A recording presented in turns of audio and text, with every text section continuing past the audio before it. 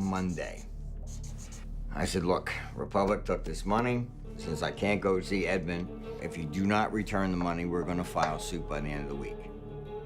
The guys at Republic, they're telling me, here are the phone numbers that Edmund calls on.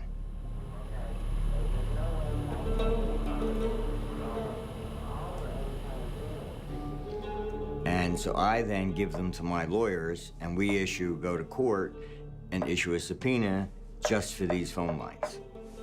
Safra was a control freak who had all the lines recorded. And Martin subpoenaed, I mean, as part of his defense, he subpoenaed those lines. Сегодня я в последний раз обращаюсь к вам как президент России. Я ухожу. Я сделал все, что мог. Владимир Владимирович Путин. This is how Putin gets in. Nobody ever heard of him. Where the heck did he come from? Putin comes in and he says, fine, you give it to me. I'll take care of everything.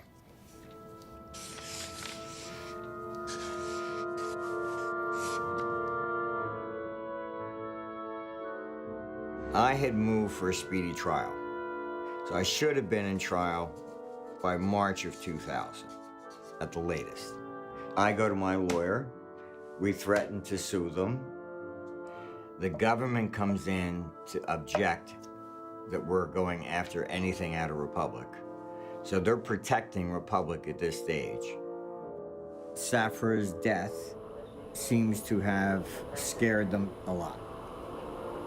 So what was on those tapes that Safra spoke on? The government asked for a protective order that I could not get those tapes. The tapes had to disappear. That's when the pressure all came on. And he starts saying, I didn't realise how powerful this club is. There was about 4 or 5 FBI people. They took everything. They took some tapes he had around, mostly what they could find in his room, you know. Went out in my shed, went down the basement, all over it. Didn't leave one thing unturned. At that stage, they're trying to get me to plead guilty to being in some conspiracy with Edmund Safra. And then they said, no jail time, will release you. I said, I'm not pleading, I don't know. I'm not getting involved in all this shit. I said, you know, Monaco's and Putin's. But I remember being at the office when the FBI came in, and even at the house, like turning everything over. They had just called on the telephone, and the receptionist said, the FBI is here. Once all this took place, he could not come back in the office. There were a lot of people that left immediately. The office was divided into who was going to stick it out and who wasn't. I called up a friend and said, I think I might need a lawyer. I heard back from the lawyer the next day that, gee, your timing was pretty good because they were going to arrive at your doorstep tomorrow morning at 5 a.m. and take you away in handcuffs in front of your kids and embarrass you and, you know, have police cars and everything outside. And I was like, why would they do that? And he said, that's just kind of the standard operating procedure to scare the shit out of you. And then I said, you know what, I think I better get on with my life, and so I quit.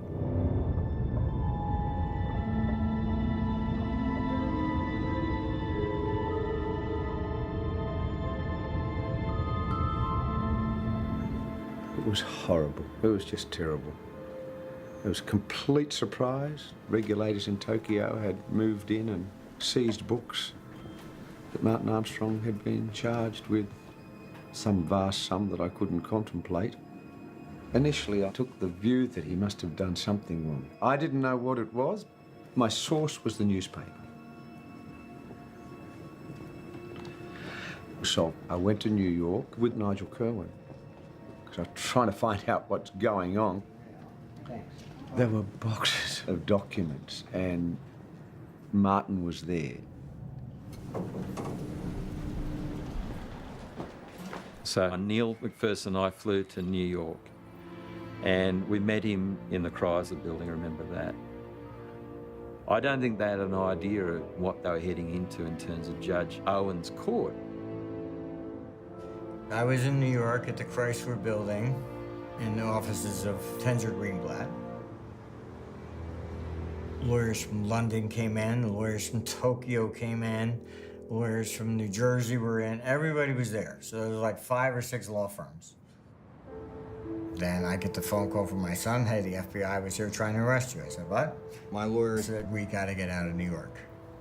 You don't understand, they practice law differently in New York. I didn't understand, I thought the law was the law. And we drove down to Trenton. Once we got into New Jersey, then he phoned the U.S. attorney and said we were self-surrendering in Trenton, New Jersey.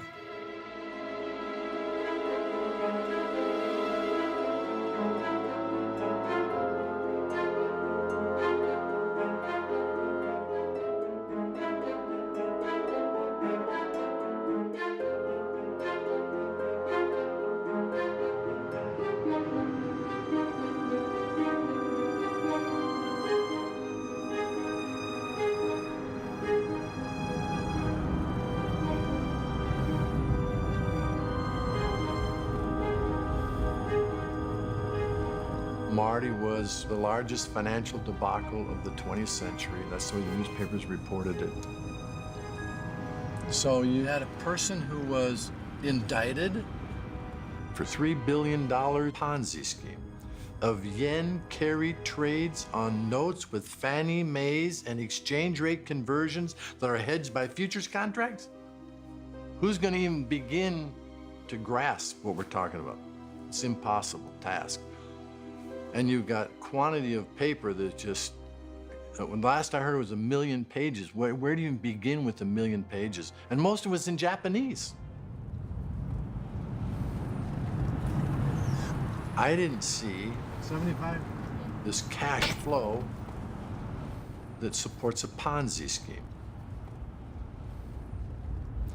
In fact, it's the other way around.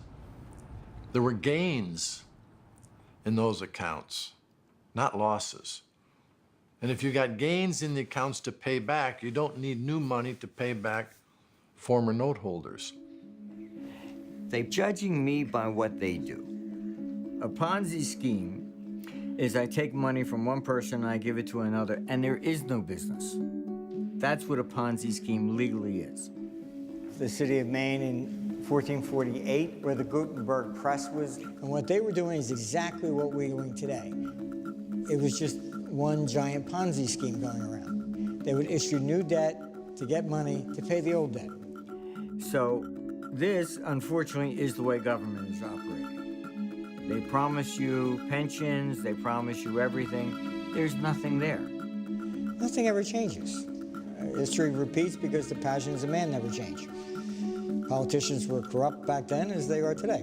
The government came in, they shut down everything, which they typically do, seized all the accounts. The receiver, Alan Cohen, moved for contempt that Marty failed to comply with his turnover order. Cohen is the former associate of Judge Owen. Okay, that's one thing. The second thing is Cohen was the son-in-law of U.S. Attorney. Alan Cohen was the law clerk for Judge Owen, then he became an assistant U.S. attorney. Then when he went into private practice, Judge Owen brought him in as a receiver. Owen had already taken all Martin's lawyers' money away from them, so he had no money to pay lawyers. So he was kind of without a lawyer at that point. I remember when Tom Showbloom came into the picture. He used to be a prosecutor, now he's a defense attorney. And Tom came on and we had no money to give him, or beans, like, really wasn't much that we had. But he really, he stepped in and, for years would go without any money. He really gave a little bit of hope when no one would really touch it. So Marty, who's asked to bring all these documents into the courthouse, a whole lot of argument about a bust of Julius Caesar, some gold bars and some antique coins. That's what it starts out that way. To those coins, he's so attached. They're like his baby. The knowledge that goes with those coins, I mean, there's his model. There's his model and he's understand the markets. But those coins, those antiquities are a part of the whole story. And he's incredibly attached to them. There was a contempt hearing held in front of Judge Owen. I had friends, they said, fine, we'll put up the money. In cash. Denied. No, we want the assets, we don't want the money. Can I have a list of what the assets are? Oh, you know what they are. The judge is telling you to do something, anything. Stand against that wall. No, I refuse to. Okay, I'll put you in contempt till you do. The contempt was just another facade. And then all of a sudden, Alan Cohen becomes a board member of Goldman Sachs, because that's the way it's just simply done there. Cohen claimed that there was a computer that he hadn't handed over. Cohen and Schiavone, the receiver and his counsel. They were both at Melvini Myers. Cohen is now full board director at Goldman Sachs. They just wanted that source code, which is text. They couldn't get it. What is the agenda? Why does Schiavone want the source code? What's he going to do with it? They were going to court with fabricated evidence, and it was purely about intimidating everyone involved and corralling as many assets as they could to their own benefit. I've got no doubt that Cohen and Schiavone had clients who wanted the model. But the source code would have been with Marty. There's no way he would have left it on a computer he handed over. And it's in his head, ultimately. We want the source code. I said, not getting it. Sorry. You know, you can kill me if you want, I don't care. I'm not turning that over.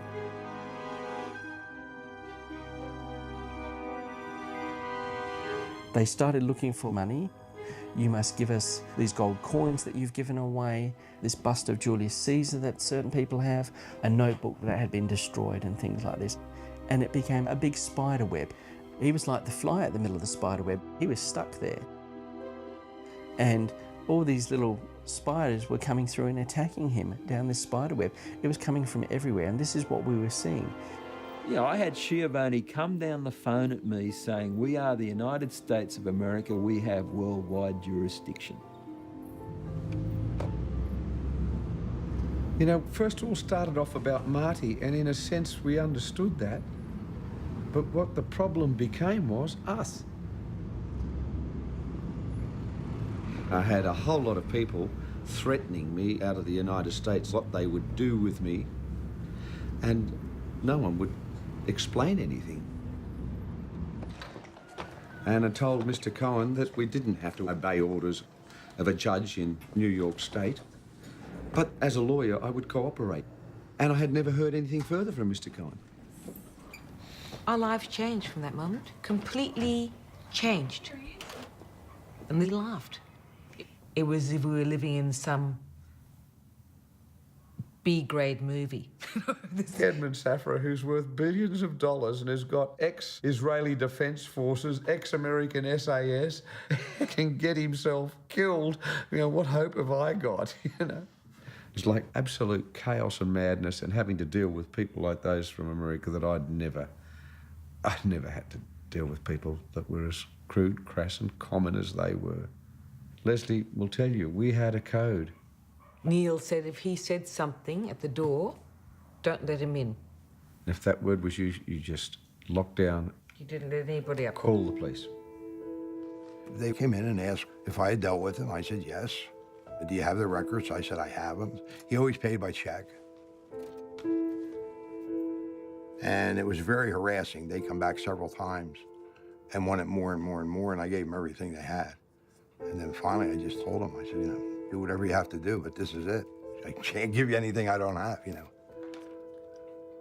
Justice, I guess it was something Justice Department. They were acting like they didn't believe anything you said. Judge Owen said, I don't believe you. Wrote out on a yellow pad, and the U.S. Marshal was marched off to jail. It was January 14, 2000.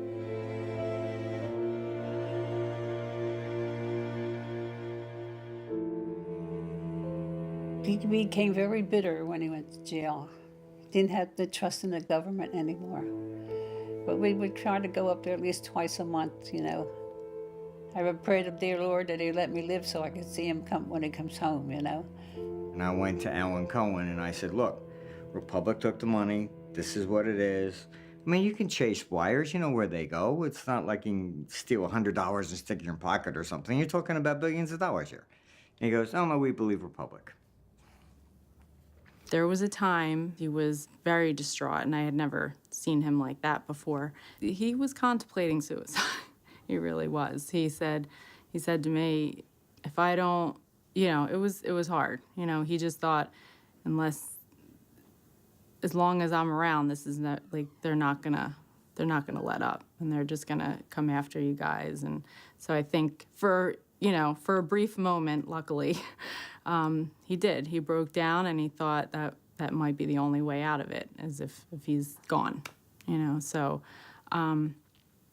but luckily, you know, I think you have to hit that point before you gain your strength to move forward and fight, and he really did. And from that point on, I mean, he never wavered. He just wanted to fight them till the end and not give in. When Martin Armstrong was in prison, Neil always said that he was stubborn and that he is a fighter, and he will never give up on anything or anyone, no matter what.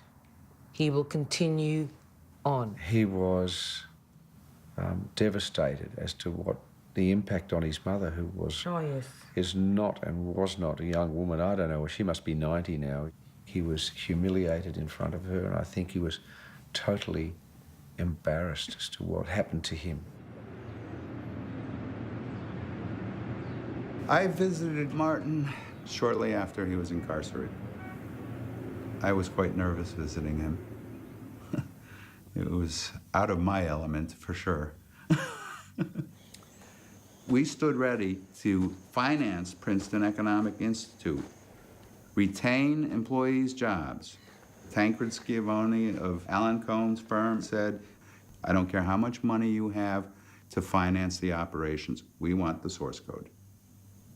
It was black and white. They wanted their hands on the computer software code of Martin's economic models come hell or high water. And that's plain and simple. We gave up.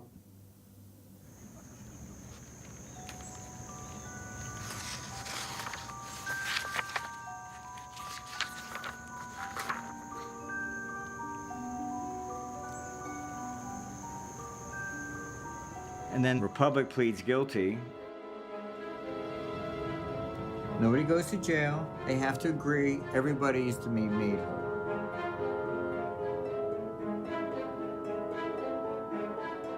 And you look at the transcript. Cohen then stands up. Okay, now if there is absolutely no victim, how can I continue to be in prison to turn over assets for, there's not even a crime.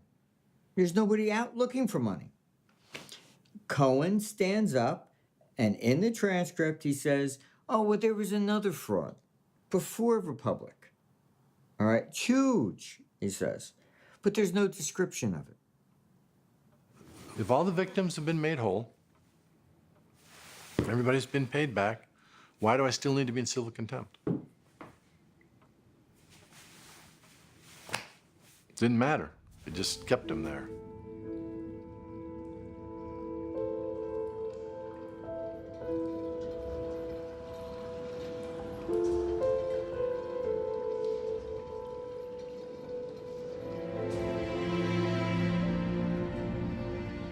After every 18-month cycle, Judge Owen would hold another hearing.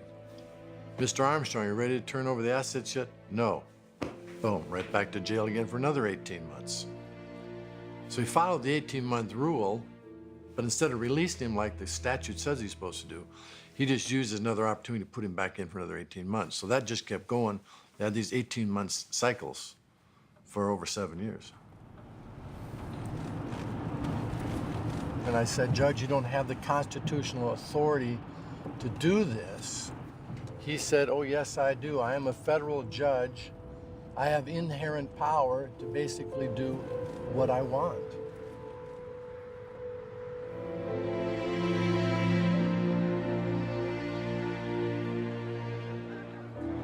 I got it. Fine. Let me have it. I got it. Fine. Let me have it.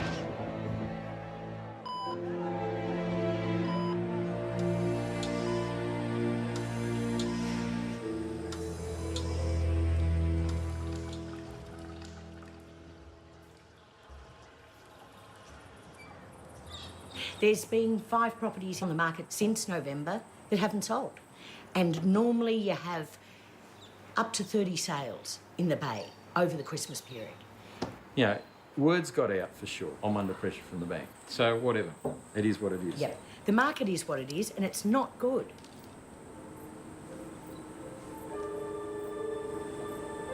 It was like a hurricane of events that went on for years. It just, you couldn't conceive of...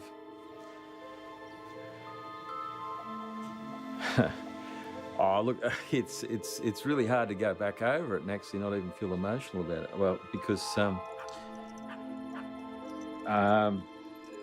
Cohen and Schiavone, they used every tactic they could, whether it's dirt in the press or whatever court angle they could take. And then people turning their backs, politely requesting I might leave the board of this or that because they didn't really want to be associated with it. And anyone Googles my name, that grubby press still comes up. Look, everything collapsed.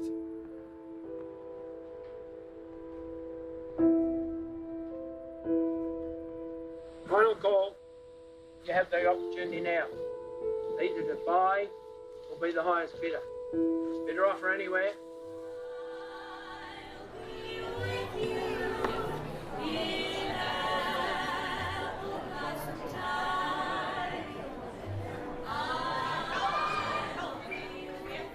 When we first met, Nancy told me, oh, by the way, my brother's in jail.